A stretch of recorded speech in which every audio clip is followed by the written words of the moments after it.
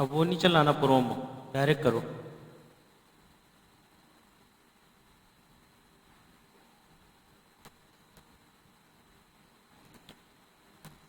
بسم اللہ الرحمن الرحیم۔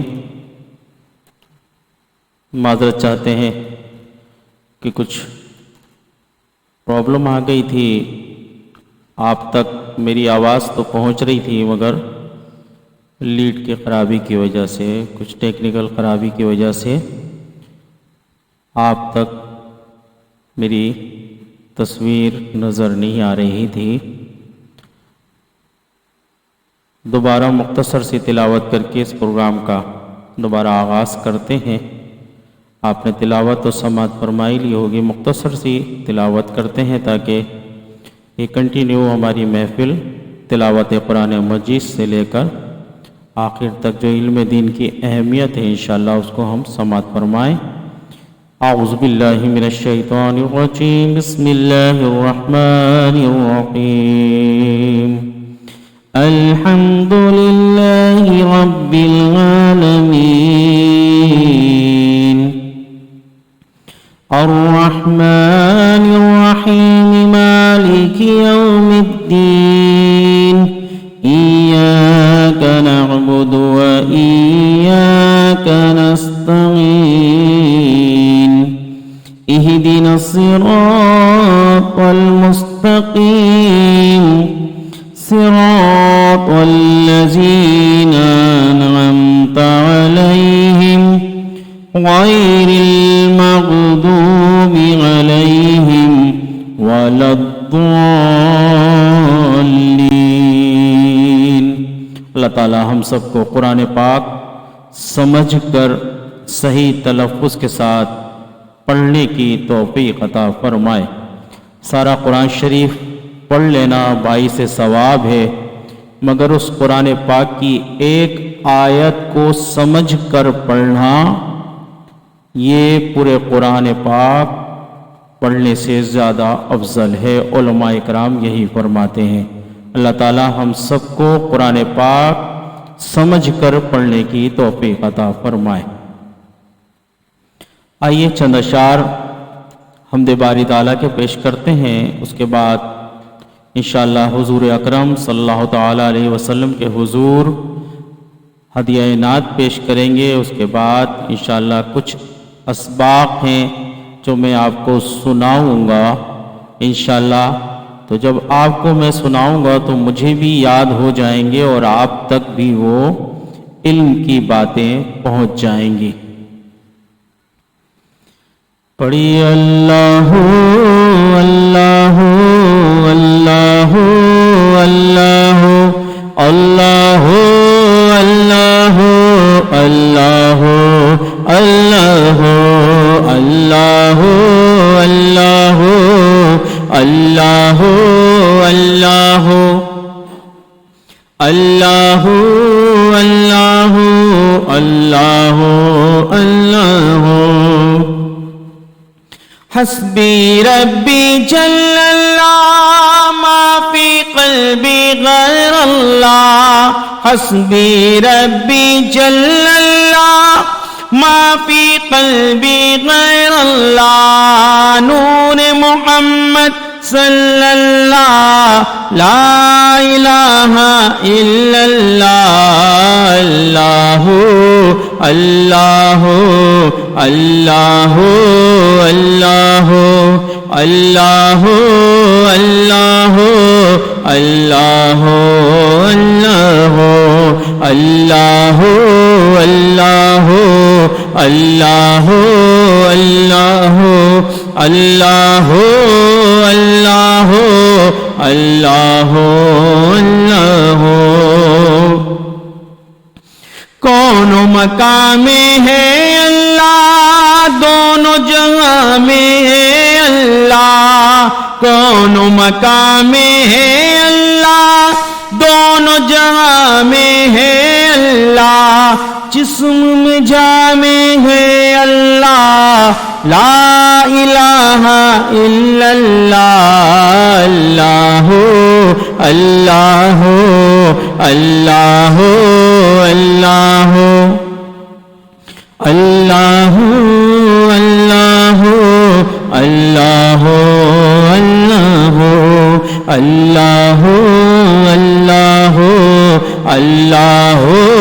اللہ اللہ اللہ اللہ اللہ کھل جائیں در جنت کے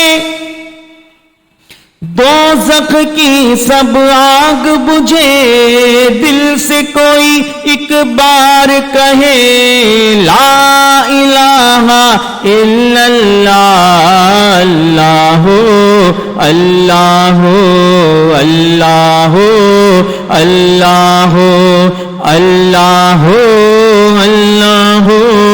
اللہ اللہ عرض غلام فقیر ہے سب داخل جنت ہو ہم سب ذکر قبول ہوئے یہ رب ذکر قبول ہو یہ یا رب لا الہ الا اللہ اللہ اللہ اللہ اللہ اللہ اللہ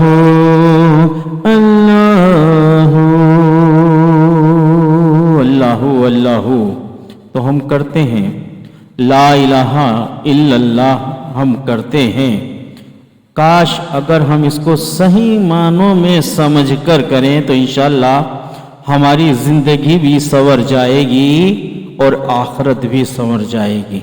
اللہ تعالی ہمیں علماء اکرام سے محبت، ان کی صحبت اور ہو سکے تو علم دین حاصل کرنے کی ہمیں کوشش کرنی چاہیے اور اپنے بچوں کو بھی ترغیب دیں کہ وہ علم دین حاصل کریں۔ اللہ تعالی ہم سب کو دین متین کی زیادہ سے زیادہ خدمت کرنے کی توفیق عطا فرمائے۔ نعتیں آپ سنتے رہیں گے اور سنتے رہتے ہیں، ایک ایک گھنٹے دو دو گھنٹے ہم نعتیں پڑھتے ہیں، نعت خواں آتا ہے اور نعت پڑھتا ہے جب وہ تھک جاتا ہے تو خود ہی تقریر کرنے لگتا ہے۔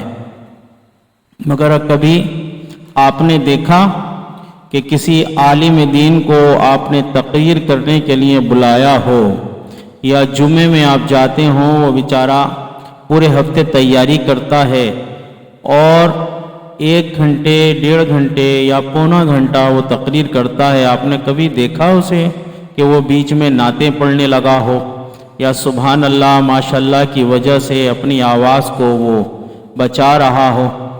یہ عالم ہوتے ہیں، یہ سمجھتے ہیں کہ وقت کی قیمت کیا ہے، اسی لیے وہ جب خطبہ ارشاد کرتے ہیں نحمدہ ونصلی علی رسولہ الکریم، اس کے بعد سے وہ اپنی تقریر پر توجہ دیتے ہیں کہ وہ جو سبق یاد کر کے آئے ہیں کہ آج مجھے عوام اہل سنت کو، شمع رسالت کے پروانوں کو یہ یاد کرانا ہے، تو وہ اپنی ڈیوٹی پوری کر کے جاتے ہیں اور ہم نعت خواں وقت کو پاس کر کے چلے جاتے ہیں، 1 گھنٹہ 1.25 گھنٹہ پڑھتے ہیں، بیچ میں ہماری آواز بیٹھنے لگتی ہے تو پانی بھی پیتے ہیں اور دوسروں سے بھی نعتیں پڑھوانے لگتے ہیں کہ آپ پڑھیں اور ہم سنیں گے۔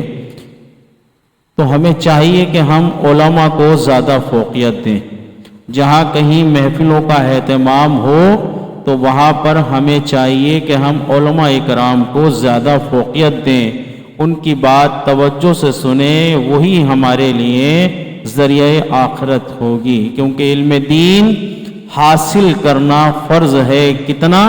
اتنا کہ آپ اپنی فرض کردہ عبادات جو اللہ تعالیٰ نے ہم پر فرض کی ہیں کم سے کم انہیں ہم صحیح معنوں میں ادا کریں۔ 60 سال 70 سال ہم نے عبادات کی اور یہ نیت لے کر اس دنیا سے چلے گئے، اللہ تعالیٰ نے یہ قبول کر لی ہوں گی اور ان کا بہترین اجر و ثواب اللہ تعالیٰ ہمیں عطا فرمائے گا۔ بہت امید اچھی رکھنی چاہیے، مگر اگر ہم سے کوئی ایسی فحش غلطیاں ہو رہی ہوں جن کی وجہ سے ہماری نماز ہی فاسد ہو گئی ہو تو کل ہمیں اس کا کیا اجر ملے گا؟ اللہ تعالیٰ فرمائے گا تم نے جو نمازیں پڑھی ان میں ایسی غلطیاں تھیں کہ جن کی وجہ سے نماز ہی نہیں ہوئی۔ ہمارے پیر و مرشد 63 سال ایک ہی مسجد میں اعزازی خطابات پر خطیب کے فرائض انجام دیتے رہے، خطابات فرماتے رہے۔ انہوں نے یہی کوشش کری کہ علم دین حاصل کیا جائے اور نمازیں درست کر کر پڑھی جائیں، کیونکہ جب ہم نماز درست کر کر پڑھیں گے تو ہمیں نماز درست کر دے گی۔ یہی بات ہے کہ مسجد میں آنے والے کندھے سے کندھا ملا کر کھڑے ہوتے ہیں لیکن ان کے دل نہیں مل پاتے۔ جب وہ نماز پڑھ کر جاتے ہیں تو جیسے پہلے وہ جھوٹ بول رہے ہوتے تھے ویسے ہی جھوٹ بول رہے ہوتے ہیں، جیسے وعدہ خلافی وہ پہلے کر رہے تھے، نماز پڑھنے کے بعد بھی وہ ویسے ہی وعدہ خلافی کر رہے ہوتے ہیں۔ کیا وجہ ہے کہ نماز نے اثر نہیں دکھایا؟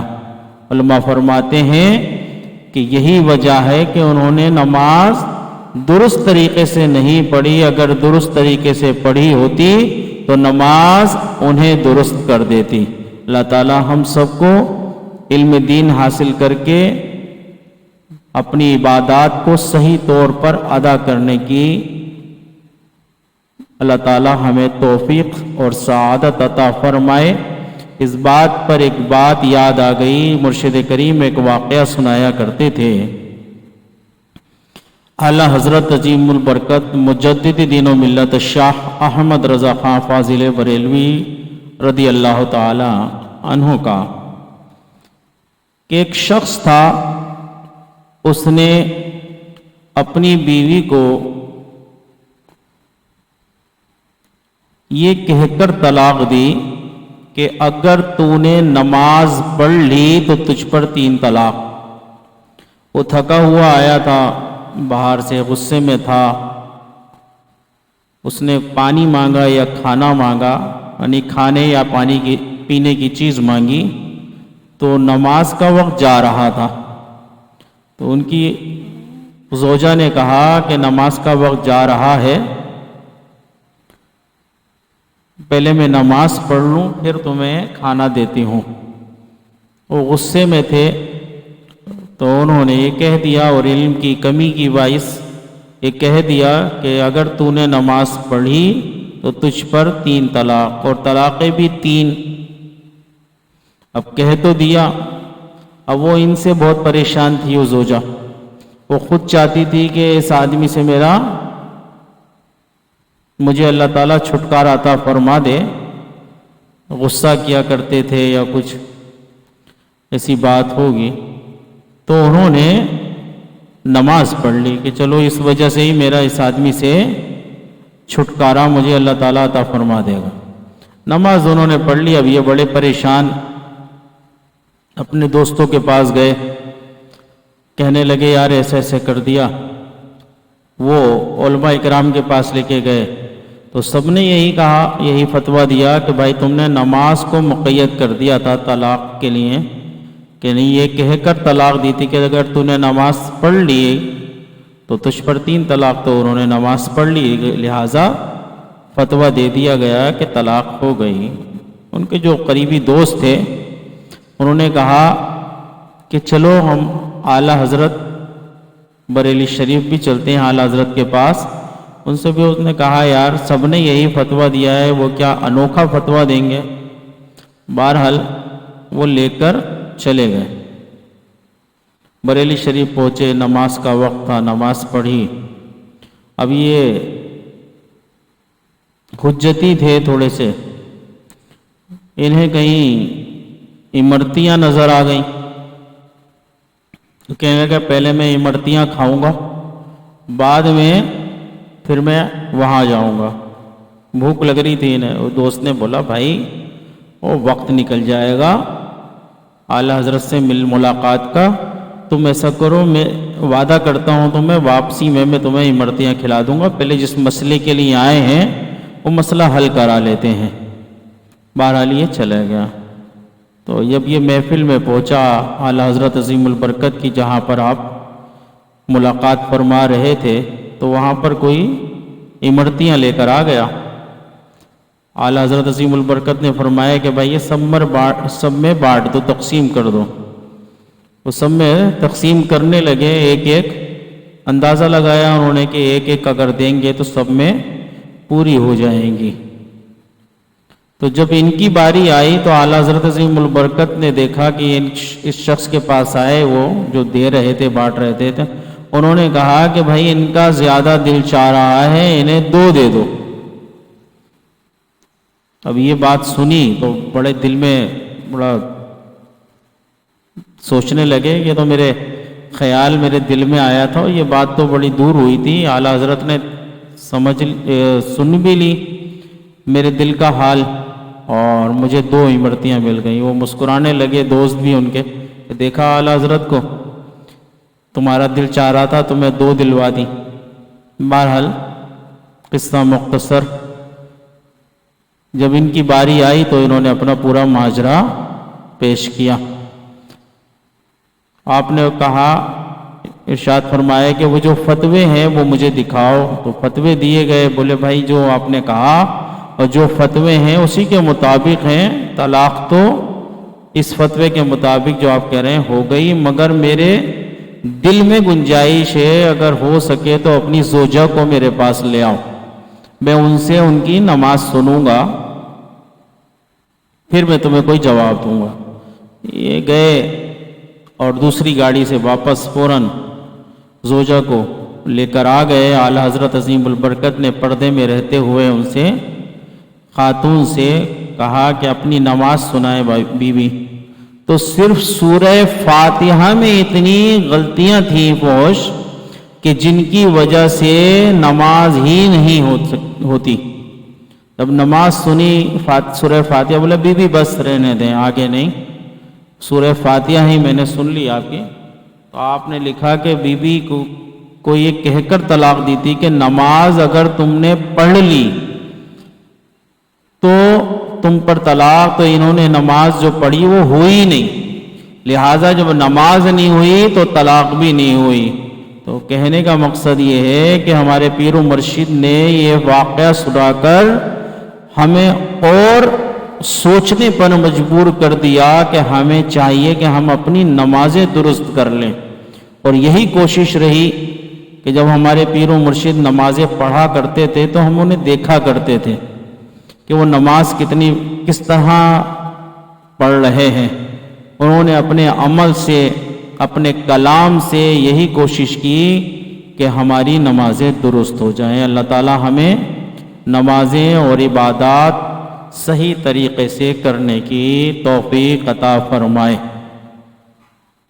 آئیے کچھ سبق ہم نے سنایا تھا گزشتہ محفل میں، اور پچھلے اتوار کو ہم حاضر نہیں ہو سکے، کچھ بہت ہی ضروری کام آ گیا تھا جس کی وجہ سے ہم شریک نہیں ہو سکے محفل میں، اس کے لیے ہم معذرت چاہتے ہیں۔ ہم نے سنا تھا سبق عقیدے کی تعریف، کہ سب سے بنیادی چیز جو ہے وہ ہے عقیدہ۔ ہم نے یہ سن لیا تھا کہ عقیدہ وہ شے ہے کہ جس میں محض اعتقاد کا ارادہ کیا جاتا ہے، نہ کہ عمل کا، یعنی آدمی جس پر پختہ یقین کرے اور جس کو انسان اپنا دین بنائے اور اس کا اعتقاد رکھے۔ اور اس کی اقسام بھی ہم نے سماعت فرمائی تھی کہ عقائد کی 2 اقسام ہیں، ایک عقائد اسلام اور ایک عقائد اہل سنت۔ عقائد اسلام ان نظریات کا نام ہے کہ جن پر اعتقاد و یقین اسلام میں داخل اور عدم اعتماد اس سے خارج کر دے، اور عقائد اہل سنت ان نظریات کا نام ہے کہ جن پر اعتقاد و یقین خاص جماعت میں داخل کر دے اور عدم اعتقاد اس سے خارج کر دے۔ اللہ تعالی ہم سب کو اس بڑی جماعت جو صحابہ کرام کی جماعت ہے اسی میں رہنے کی اور اسی میں ہمارا حشر فرمائے، کیونکہ حضور اکرم صلی اللہ تعالیٰ علیہ وسلم نے فرمایا ہے کہ مجھ سے پہلے امتیں 72 فرقوں میں بٹ گئیں، اور عنقریب میری امت 73 فرقوں میں بٹ جائے گی۔ پھر ارشاد فرمایا کہ وہ 72 فرقے جہنمی ہوں گے اور ایک فرقہ جنتی ہوگا۔ صحابہ کرام نے عرض کیا حضور وہ کون سا فرقہ ہوگا؟ تو آپ حضور صلی اللہ تعالیٰ علیہ وسلم نے ارشاد فرمایا کہ وہ فرقہ وہی ہوگا جو میری اور میرے اصحاب کے طریقے پر ہوگا۔ الحمدللہ ہم صحابہ کرام کے طریقے پر عمل کرتے ہیں، کوشش کرتے ہیں کہ ہماری زندگی انہی کے عقائد، صحابہ کرام کے عقائد کے طرح ہوں، کیونکہ حضور اکرم صلی اللہ تعالیٰ علیہ وسلم سے جو کچھ صحابہ کرام نے سیکھا، بنفس نفیس ان کی زیارت فرمائی، ان سے بنفس نفیس ان کلام سنا اور اس پر عمل کیا۔ یہی وجہ ہے کہ بڑے سے بڑا ولی، قطب، ابدال کسی صحابی کے مرتبے کو نہیں پہنچ سکتا۔ کہ کسی صحابی سے مطلب وہ صحابی کہ جو ایمان لے آیا اور فوراً شہید ہو گیا، ان سے کوئی عمل نہیں کیا ایسا، نہ نماز پڑھی نہ روزہ رکھا، بس ادھر ایمان لے کر آیا، کلمہ پڑھا اور جنگ میں گیا اور شہید ہو گیا، تو اس صحابی کے مرتبے کے برابر بھی کوئی ولی، کوئی قطب، کوئی ابدال نہیں پہنچ سکتا۔ اللہ تعالیٰ ہمیں حضور اکرم صلی اللہ تعالیٰ علیہ وسلم اور صحابہ کرام کی زیادہ سے زیادہ احترام اور ان سے عقیدت رکھنے کی توفیق عطا فرمائے۔ آئیے مقبول بارگاہ کلام قصیدہ بردہ شریف سماعت فرماتے ہیں، پڑھیے۔ مولایا صلی وسلم دائما ابدا علی حبیبک خیر الخلق کلہم محمد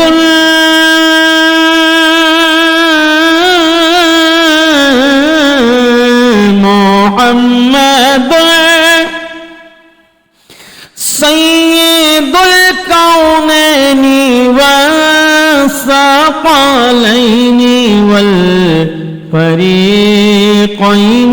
من عرب ومن عجم مولایا صلی وسلم دائما ابدا علی حبیبک خیر الخلق کلہم هو الحبیب الذی ترجا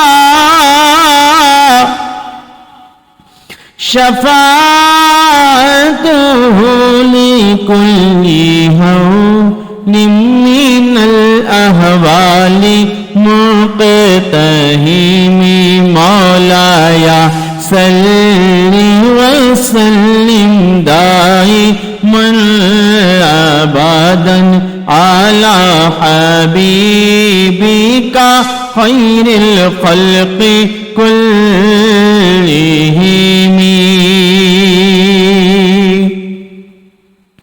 یا اکرم الخلق مالی من ألوذ به سواك عند حلول الحادث العمام مولاي صل وسلم دائما أبدا على حبيبك خير الخلق كلهم ثم الرضا عن أبي بكر وعمر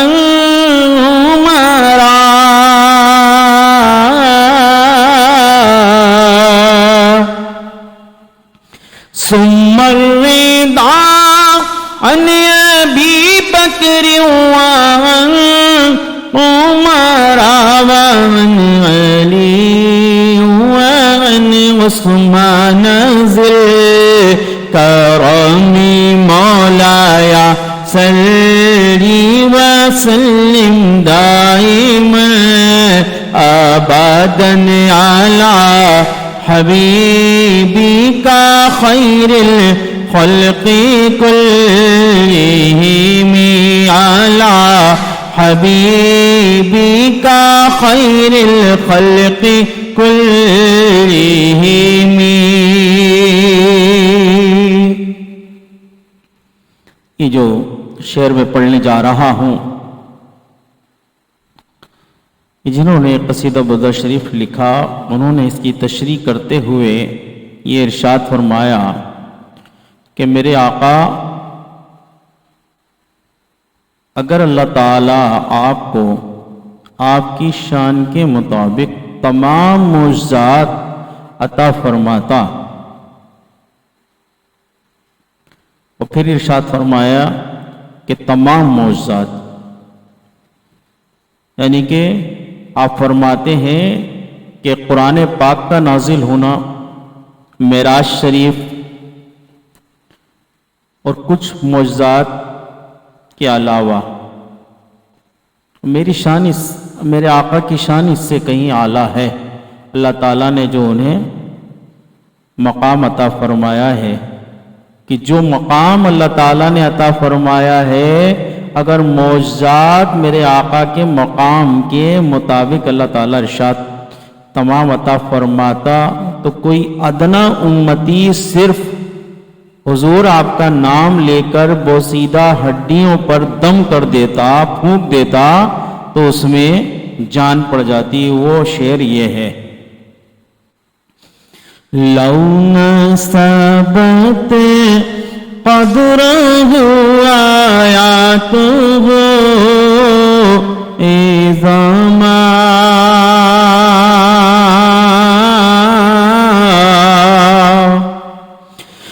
لو نسبت قدره آیاته عظما حيسمه حين يدعى داري سر امامي مولاي صل وسلم دائما ابدا على حبيبك خير الخلق كلهم يا ربي بالمصطفى بلغ مقاصدنا.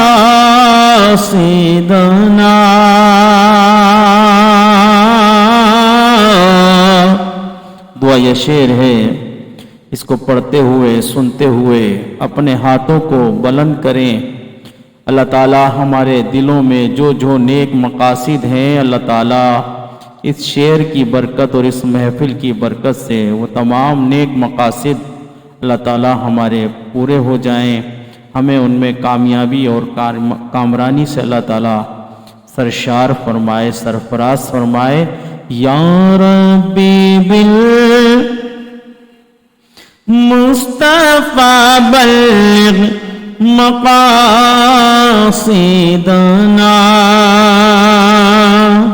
یا ربی بالمصطفیٰ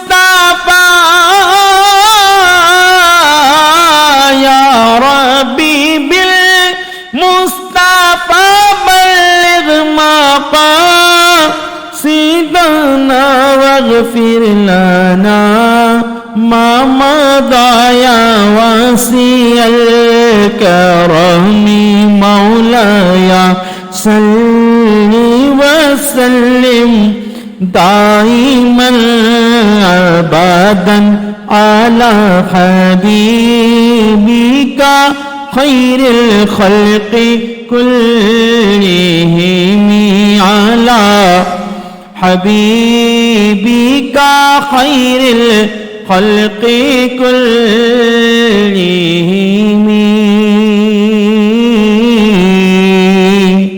یہ بہت بہت ہی مبارک قصیدہ بردہ شریف ہے کہ جنہوں نے یہ تحریر فرمایا حضرت علامہ بصیری رضی اللہ تعالی عنہ، ان کو زندگی میں ایک مرتبہ ایک بیماری لاحق ہو گئی، فالج ہو گیا، پورا جسم ان کا فالج کے باعث کمزور پڑ گیا۔ آپ بستر پر آرام فرما تھے اور آپ کی آنکھ لگی، حضور اکرم صلی اللہ تعالی علیہ وسلم کا آپ کو دیدار ہوا۔ حضور اکرم صلی اللہ تعالی علیہ وسلم کا اگر کسی شخص کو دیدار ہو جائے کہ تو یہ دنیا کی نعمتوں میں سب سے بڑی ہم امتیوں پر نعمت ہے۔ حضور اکرم صلی اللہ تعالی علیہ وسلم نے ارشاد فرمایا، بصیری وہ قصیدہ ہمیں سناؤ کہ جو تم نے قصیدہ لکھا ہے۔ تو آپ نے قصیدہ سنایا۔ حضور اکرم صلی اللہ تعالی علیہ وسلم خوش ہوئے اور آپ نے اپنا دست اقدس ان کے جسم مبارک پر پھیرا تو تمام جسم آپ کا فالج سے درست ہو گیا، جو مرض آپ کو ہو گیا تھا وہ دور ہو گیا، اور آپ نے تحفے میں اپنی چادر شریف آپ کو عطا فرمائی۔ یہی وجہ ہے کہ ہم اس کو قصیدہ بردہ شریف کہتے ہیں کہ عربی میں چادر کو بردہ کہا جاتا ہے، اس کا نام جب سے قصیدہ بردہ پڑ گیا۔ تو جو بھی صدق دل سے اپنے گھر میں اخلاص کے ساتھ قصیدہ بردہ شریف کی محفل سجائے، اس میں پڑھے، سنے، سنائے، اور جو بھی دعائیں وہ کرے گا تو اللہ تعالیٰ اس قصیدے کی وجہ سے، اس کی برکات کی وجہ سے اللہ تعالیٰ اس کی مرادوں کو پورا فرمائے گا، نیک مقاصدوں کو اللہ تعالیٰ پورا فرمائے گا۔ تو ہمیں بھی چاہیے کہ جب قصیدہ بردہ شریف پڑھا جائے تو اسے بڑی توجہ کے ساتھ ہم سنیں، اور ساتھ ساتھ تمنا کریں کہ کاش ہمیں بھی اس قصیدے کی برکت سے اللہ تعالیٰ اپنے محبوب کے دیدار سے مشرف و کرم فرمائے۔ آئیے نعت رسول مقبول صلی اللہ تعالیٰ علیہ وسلم سماعت کرنے سے پہلے ایک اور سبق سنتے ہیں۔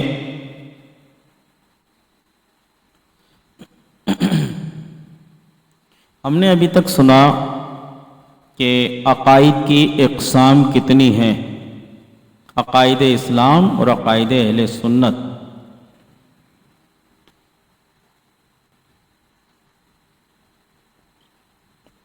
فقہی اقسام بھی دو ہیں، ایک فقہ اصغر اور ایک فقہ اکبر۔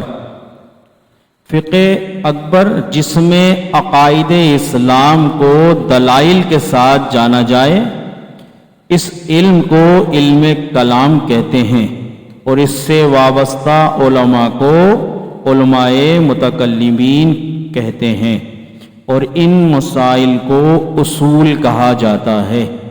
فقہ اصغر جس میں احکام شریعہ عملیہ کو ان کے تفصیلی دلائل کے ساتھ جانا جائے، اس علم کو علم فقہ کہا جاتا ہے، اور ان سے وابستہ علماء فقہا کہلاتے ہیں، اور ان مسائل کو فروع کہا جاتا ہے۔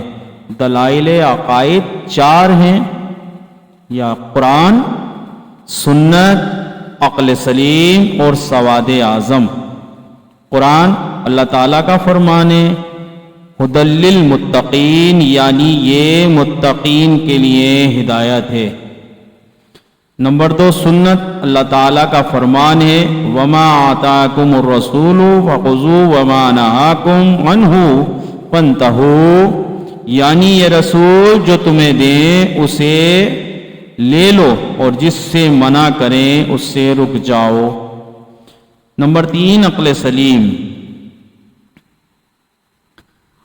عربی عبارت کو چھوڑ رہا ہوں، اس کا ترجمہ، یعنی بس کیا وہ زمین میں چل پھر کر نہیں دیکھتے کہ ان سے پہلے والوں کا کیا انجام ہوا، اور ان کے لیے آخرت کا گھر سب سے بہتر ہے جو پرہیزگار ہیں۔ تو کیا تم عقل سلیم نہیں رکھتے؟ نمبر 4، سواد اعظم۔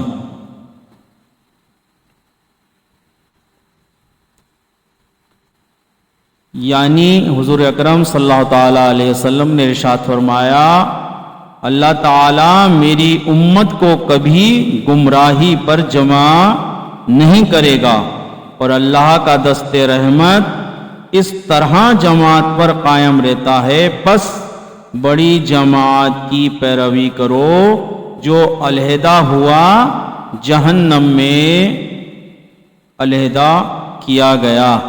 ہمیں بھی چاہیے کہ بڑی جماعت، جیسے کہ میں نے شروع میں کہا کہ بڑی جماعت وہی جماعت ہے جو صحابہ اکرام رضی اللہ تعالی عنہما کے طریقے پر گامزن ہے۔ اللہ تعالی ہم سب کو حضور اکرم صلی اللہ تعالی علیہ وسلم کے ارشادات کو تصدیق بالقلب کے ساتھ تسلیم کرتے ہوئے اس پہ عمل کرنے کی توفیق عطا فرمائے۔ ایک مرتبہ اپنے آقا و مولا صلی اللہ علیہ وسلم کی خدمت میں اخلاص کے ساتھ درود پاک کا نذرانہ پیش کر لیں۔ اللہم صلی علی سیدنا و مولانا محمد معدن الجود والکرم وآلہ وبارک وسلم۔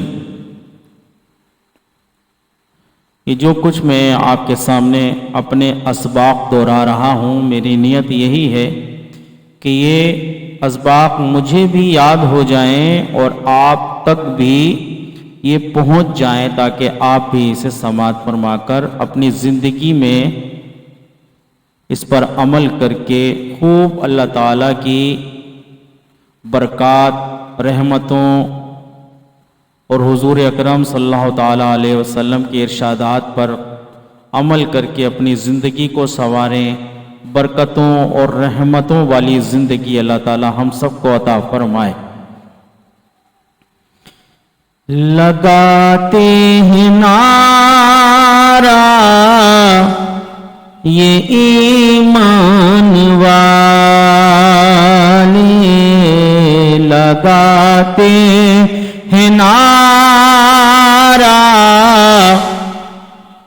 یہ ایمان والے، محمد ہمارے بڑی شان والے، محمد ہمارے بڑی شان والے، یہ خاکی بنائیں گے کیا ان کے خاکے، آقا ہمارے بڑی شان والے، آقا ہمارے بڑی شان والے، آقا ہمارے بڑی شان والے۔ درود پاک کا نذرانہ پیش کر لیجیے۔ اللہم صلی علی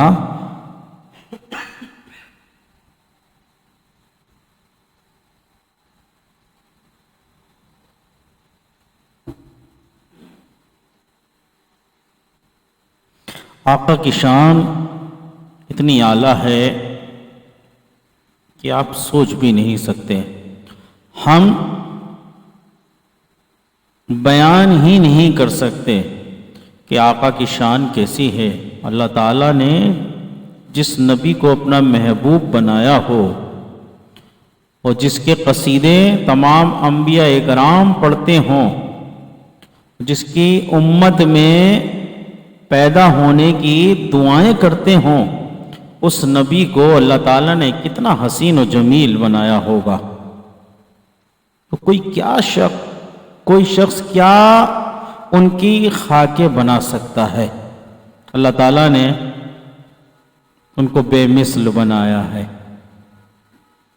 اللہ تعالیٰ ہمیں حضور اکرم صلی اللہ تعالیٰ علیہ وسلم کی شان کو سمجھنے کی اور ان پہ اپنی جان نچھاور کرنے کی توفیق عطا فرمائے۔ اور جو لوگ ختم نبوت کے لیے، حضور اکرم صلی اللہ تعالیٰ علیہ وسلم کی شان کے لیے، مرتبے کے لیے اپنے گھروں سے نکلتے ہیں، کم از کم ہمیں انہیں ان کی حوصلہ افزائی کریں ہم، نہ کہ ان پہ کوئی تانا زنی کریں کہ اپنی سیاست چمکانے کے لیے آ گئے ہیں۔ آپ نیتوں کو کیسے جانتے ہیں کہ ان کی نیتیں کیا ہیں؟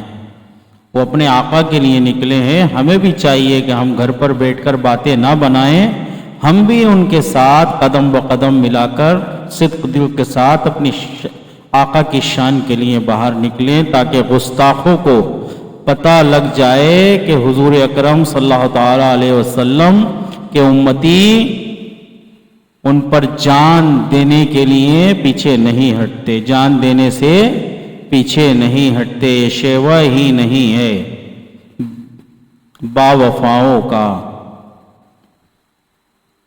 کہ نبی کا حکم ہو اور ہم پیچھے ہٹ جائیں۔ ہمیں چاہیے کہ ہم نبی کے حکم پر، نبی کی شان پر اپنی جانوں کے نذرانے پیش کریں۔ پڑھیے صلی اللہ علیہ یا رسول اللہ وسلم علیک یا حبیب اللہ۔ آئیے مل کر پڑھتے ہیں اس کلام کو کہ جو بڑی محبت کے ساتھ امام اہل سنت مجدد دین و ملت شاہ احمد رضا خان فاضل بریلوی رضی اللہ تعالی عنہ نے تحریر فرمایا۔ آپ فرماتے ہیں سب سے اعلیٰ ہمارا نبی، سب سے اعلیٰ ہمارا نبی، سب سے بالا والا ہمارا نبی، سب سے بالا والا ہمارا نبی، اپنے مولا کا پیارا ہمارا نبی، اپنے مولا کا پیارا ہمارا نبی،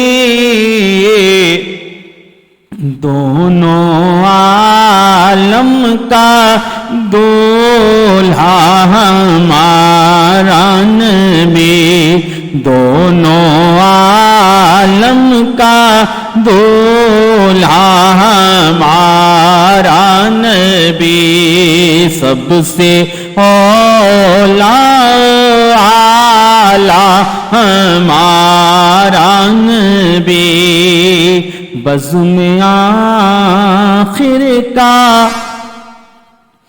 شمع فروزہ ہوا، بزم آخر کا شمع فروزہ ہوا، نور اول کا جلوہ ہمارا نبی، نور اول کا جلوہ ہمارا نبی، سب سے اعلیٰ ہمارا نبی، سب سے بالا والا والا ہمارا نبی،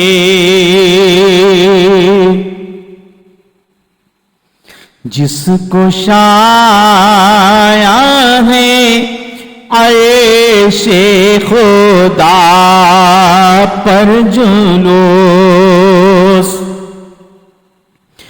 جس کو شایا ہے عرش خدا پر جلوس، ہے وہ سلطان والا ہمارا نبی، ہے وہ سلطان، ہے وہ سلطان والا ہمارا نبی، سب سے اولا اعلیٰ ہمارا نبی، بجھ گئی جس کے آگے سبھی مشغلیں،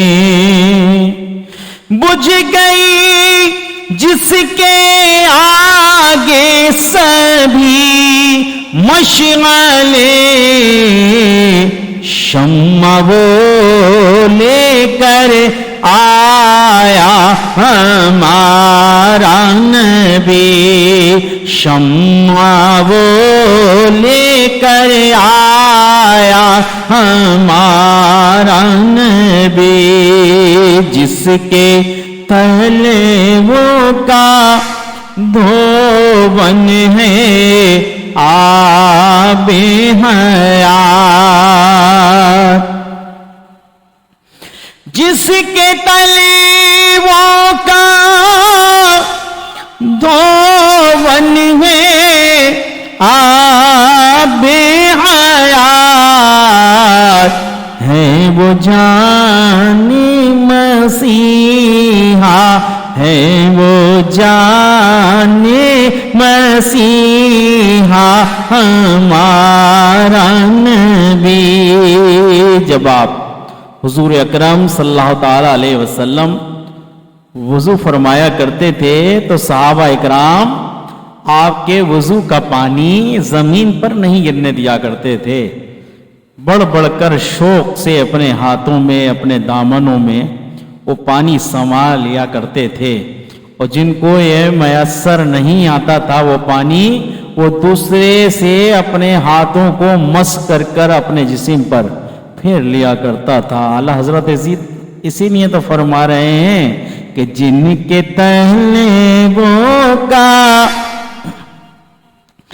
دھون ہے آب حیات، جن کے طلبوں کا دھون ہے آب حیات، ہے وہ جان مسیحا ہمارا نبی، ہے وہ جان مسیحا ہمارا نبی، خلق سے اولیاء سے رسل، خلق سے اولیاء سے رسل، اور رسولوں سے اعلیٰ ہمارا نبی، اور رسولوں سے اعلیٰ ہمارا نبی، سب سے اعلیٰ ہمارا نبی، سب سے بالا والا ہمارا نبی،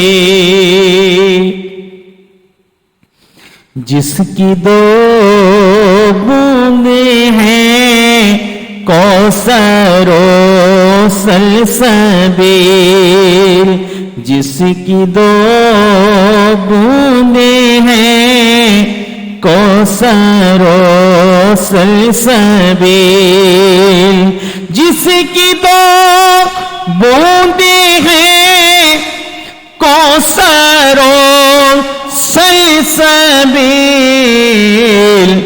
ہے وہ رحمت کا ہے وہ رحمت کا دریا ہمارا نبی ہے وہ رحمت کا دریا ہمارا نبی جیسے سب کا خدا ایک ہے ویسے ہی جیسے سب کا خدا جیسے سب کا خدا جیسے سب کا خدا ایک ہے ویسے ہی جیسے سب کا خدا ایک ہے ویسے ہی ان کا تمہارا ہمارا نبی ان کا تمہارا ہمارا نبی کرنو بدلی رسولوں کی کرنوں بدلی رسولوں کی ہوتی رہی آدم علیہ السلام سے لے کر عیسیٰ علیہ السلام تک اللہ تعالیٰ انبیاء اکرام کو بھیجتا رہا جب باری ہمارے اور آپ کے آقا سرکار دو عالم صلی اللہ تعالیٰ علیہ وسلم کی آئی تو آپ نے ختم نبوت کا اختتام کر دیا یعنی مجھ پر اب نبوت اللہ تعالیٰ نے ختم کر دی ہے میرے بعد کوئی نبی نہیں ہوگا اور اس کی تصدیق صحابہ اکرام کی محفل میں آپ نے یوں فرمائی کہ اگر میرے بعد کوئی نبی ہوتا تو وہ عمر ہوتا یعنی آپ نے ارشاد فرما دیا کہ میرے بعد کوئی نبی نہیں ہے اگر ہوتا تو وہ عمر ہوتا تو حضور اکرم صلی اللہ تعالیٰ علیہ وسلم نے اپنے اس ارشاد گرامی سے ختم نبوت پر مہر لگا دی علماء اکرام فرماتے ہیں کہ تمام انبیاء اکرام آتے رہے جب تک وہ رہے امت میں امت راہ راست پر رہی جیسے ہی وہ پردہ فرما گئے ان کا وصال ہو گیا تو امت پھر گمراہی میں مبتلا ہو گئی جب اللہ تعالیٰ نے پھر دوسرے نبی کو بھیج دیا پھر جب تک وہ رہے امت راہ راست پر رہی اس کے بعد ان کے جانے کے بعد پھر وہ گمراہی میں مبتلا ہو گئی یہاں تک کہ انبیاء اکرام جو آئے کچھ نبی وہ صحیفے اور کتابیں بھی لے کر آئے جیسے انجیل توریت زبور وغیرہ تو جب وہ چلے گئے تو ان میں امت نے تحریف کر دی اپنے اصلی عبارتوں پر وہ کتابیں نہیں رہیں اب حضور اکرم صلی اللہ تعالیٰ علیہ وسلم کی امت میں صحابہ اکرام کیا بات ہے حضور اکرم صلی اللہ تعالیٰ علیہ وسلم کی صحابہ کی کہ وہ جو فرائض تمام انبیاء اکرام کے جانے کے بعد میں امت گمراہی پر اکٹھا ہو جایا کرتی تھی صحابہ اکرام نے گمراہی پر اکٹھا انہیں ہونے ہی نہیں دیا یہاں تک کہ سیدنا صدیق اکبر رضی اللہ تعالی عنہ کے دور خلافت میں کسی نے زکات سے منحرف ہونا چاہا تو آپ نے اس سے اعلان جنگ کر دیا کہ اگر ایک رسی بھی وہ زکات میں اگر آ رہی ہوگی اگر نہیں دے گا تو میں اس سے جنگ کروں گا۔ پھر آپ کے دور میں کسی نے نبوت کا دعویٰ کیا، کذاب نے، تو آپ نے اس سے بھی جنگ کیا اور اسے بھی واصل جہنم کر دیا۔ تو انبیاء کرام کے بعد تمام امتیں ان کے جانے کے بعد گمراہی پر اکٹھے ہو جایا کرتی تھی۔ یہاں حضور اکرم صلی اللہ تعالیٰ علیہ وسلم کے وصال باکمال کے بعد خلفائے راشدین بالخصوص اور ان کے بعد صحابہ کرام نے اپنی ڈیوٹی کو اس طرح انجام دیا کہ امت کو گمراہی پر اکٹھے ہونے ہی نہیں دیا۔ اور یہ ضروریات دین میں ہے کہ جو خود گمراہی پر اکٹھے نہیں ہو سکتے، ضروریات دین میں ہے۔ اعلیٰ حضرت عظیم البرکت فرماتے ہیں کہ یہ ضروریات دین میں ہے۔ اگر کوئی شخص یہ مانے کہ صحابہ اکرام گمراہی پر اکٹھے ہو جایا کرتے تھے، اس نے کفر کیا اور اس کی کوئی تعویل قبول نہیں کی جائے گی۔ اس کے کفر میں شک کرنے والا بھی کافر ہو جائے گا۔ یعنی حضور صلی اللہ تعالیٰ علیہ وسلم کے صحابہ اکرام گمراہی پر متفق ہو ہی نہیں سکتے۔ آپ نے اعلیٰ حضرت عظیم البرکت نے ضروریات دین کی شرح میں یہ بھی تحریر فرمایا اس باب کو کہ یہ ضروریات دین میں سے ہے کہ اگر کوئی یہ کہے کہ میں صحابہ اکرام کو یہ نہیں مانتا کہ وہ گمراہی پر متفق نہیں ہو سکتے تھے تو وہ اس نے کفر کیا۔ تو جو خود گمراہی پر متفق نہیں ہو سکتے تھے وہ کیسے امت کو گمراہی پر اکٹھا ہونے دیتے؟ یہی وجہ ہے کہ حضور اکرم صلی اللہ علیہ وسلم نے مہر لگا دی کہ وہ میری امت جنت میں جائے گی جو میری اور میرے صحابہ کے طریقے پر گامزن رہے گی۔ اللہ تعالی ہمیں صحابہ اکرام کے طریقے پر چلنے کی توفیق عطا فرمائے۔ تو قرن بدلی رسولوں کی ہوتی رہے، قرن بدلی رسولوں کی ہوتی رہی، چاند بدلی کا نکلا ہمارا نبی، چاند بدلی کا نکلا ہمارا نبی، سب سے اعلیٰ ہمارا نبی، سب سے بالا والا ہمارا نبی۔ کوئی شخص کہے کہ میں تمہیں یہ چیز دیتا ہوں اور وہ ایسی چیز دینے کا دعویٰ کرے کہ جس کی قیمت بہت زیادہ ہو، اب اس کے جیب میں 1000 روپے نہیں ہے، وہ کہے کہ میں تمہیں 1,00,000 روپے دیتا ہوں، تو آپ کیا کہیں گے؟ ارے تیری جیب میں تو خود 1000 روپے نہیں ہیں تو تو ہمیں 1,00,000 روپے کیا دے گا؟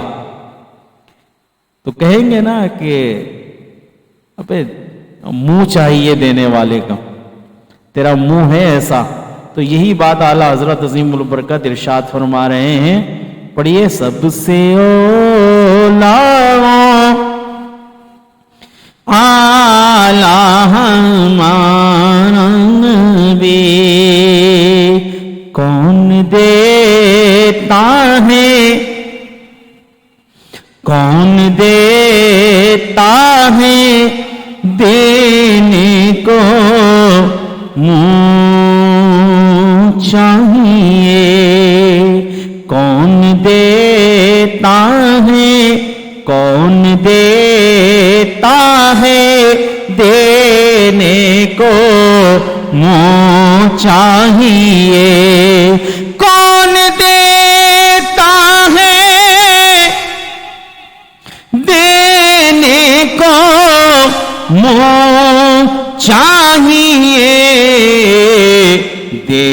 والا ہے دینے والا ہے سچا ہمارا نبی دینے والا ہے سچا ہمارا نبی۔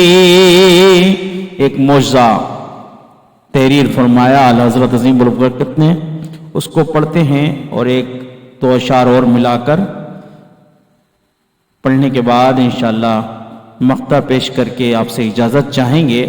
وقت ہمارا پروگرام کا اختتام پذیر ہو چکا ہے۔ سارے اونچوں سے اونچا سمجھیے جیسے ہے اس اونچے سے اونچا ہمارا نبی۔ انبیاء سے کروں عرض کیوں مالکو، کیا نبی ہے تمہارا ہمارا نبی، جس نے ٹکڑے کیے ہیں قمر کے وہ ہیں نور وحدت کا ٹکڑا ہمارا نبی۔ سب چمک والے اجلوں میں چمکا کیے، اندھے شیشوں میں چمکا ہمارا نبی، اور جس نے مردہ دلوں کو دی عمر ابد ہے وہ جان مسیح ہمارا نبی۔ غم زدوں کو رضا مجدہ دیجئے کہ ہے، غم زدوں کو رضا مجدہ دیجئے کہ ہے، بے کسوں کا سہارا بے بسوں کا سہارا ہمارا نبی، بے کسوں کا سہارا ہمارا نبی۔ اللہ تعالی حضور اعلی حضرت عظیم البرکت کی تربت پر کروڑوں رحمتوں اور برکتوں کی برسات عطا فرمائے کہ جنہوں نے اپنے تحریر کردہ فتاوی کتابیں اور نعتیہ کلاموں سے عشق کی وہ شمع روشن فرما دی کہ جو کوئی بجھا نہیں سکتا۔ اللہ تعالی ہم سب کو بھی زیادہ سے زیادہ علم دین حاصل کر کے دوسروں تک پہنچانے کی سعادت عطا فرمائے۔ اس محفل کو آپ براہ راست سماعت فرماتے ہیں، اپنی دعاؤں سے اپنے مشوروں سے ہمیں مشرف فرماتے ہیں۔ اللہ تعالی ہم سب کا اس محفل میں شریک ہونا اپنی بارگاہ میں مقبول و منظور فرمائے، اور اس محفل بابرکت کو ہمارے لیے ذریعہ آخرت بنائے، اور اس محفل کے جتنی بھی ثواب اور اپنی شان اللہ تعالی ہمیں عطا فرمائے۔ حضور اقدس صلی اللہ تعالی علیہ وسلم کے وسیلہ جمیلہ سے ہم ہدیہ کرتے ہیں اپنے پیر و مرشد حضرت علامہ و مولانا قاری محمد نثار الحق صدیقی رحمۃ اللہ تعالی علیہ کی بارگاہ میں۔ اللہ تعالی ان کو ان کے حسنات کا بہترین اجر و ثواب عطا فرمائے، اور اس ہماری محفل کا بھی اپنے شان جو ہمیں ثواب عطا فرمائے۔ وہ بھی ثواب ہم ہدیہ کرتے ہیں اپنے پیر و مرشد کی بارگاہ میں، اپنے والد ماجد کی بارگاہ میں، اور آپ تمام احباب اور میرے اہل خانہ میں جو اس دنیا سے دار فانی سے رخصت ہو چکے ہیں ان کی بارگاہ میں ملنے جلنے والے جو بھی دعائیں کرتے ہیں ان سب کے لیے، ان کی حق میں ان کی دعائیں نیک تمنائیں اللہ تعالیٰ مقبول فرمائے۔ جو بیمار ہیں انہیں شفائے کلی عطا فرمائے۔ اللہ تعالیٰ ہم سب کو سلامتی ایمان کے ساتھ درازی عمر بالخیر عطا فرمائے۔ جو قرضوں کے بوجھ تلے دبے ہوئے ہیں اللہ تعالیٰ غیب سے کرم فرمائے، غیبی خزانے سے مالا مال فرمائے، ہم سب کے سروں سے وہ قرضوں کا بوجھ اللہ تعالیٰ اتار دے۔ ہمیں جب اپنی بارگاہ میں بلائے تو ہمارے سروں پر حقوق و لباد نہ ہوں، ہمیں تمام حقوق و لباد پورے کر کے اس کی بارگاہ میں جانے کی اللہ تعالیٰ توفیق عطا فرمائے۔ کل میدان محشر میں حضور اقدس صلی اللہ تعالیٰ علیہ وسلم کی شفاعت سے ہمیں بہرامند فرمائے۔ جنت الفردوس میں ہمیں حضور اکرم صلی اللہ تعالیٰ علیہ وسلم اور صحابہ اکرام کے جھرمٹ میں جگہ عطا فرمائے۔ اللہ تعالیٰ ہم سب کا حامی و ناصر ہو۔ اسی امید کے ساتھ آپ سے اجازت چاہیں گے کہ آپ اگلے پروگرام میں بھی ہمارے ساتھ شریک محفل رہیں گے۔ اللہ تعالیٰ ہم سب کا حامی و ناصر ہو۔ آپ کو اور ہمیں اللہ تعالیٰ اس محفل کی برکات سے مشرف و کرم فرمائے۔ ببرکتی ان اللہ و ملائکتہ یصلون علی النبی یا ایہا الذین آمنوا صلوا علیہ وسلم تسلیما۔ اللہم صلی علی سیدنا و مولانا محمد معدن الجود والکرم وآلہ وبارک وسلم۔ جب دم واپسی ہو یا اللہ لب پہ لا الہ الا اللہ محمد الرسول اللہ صلی اللہ تعالی علیہ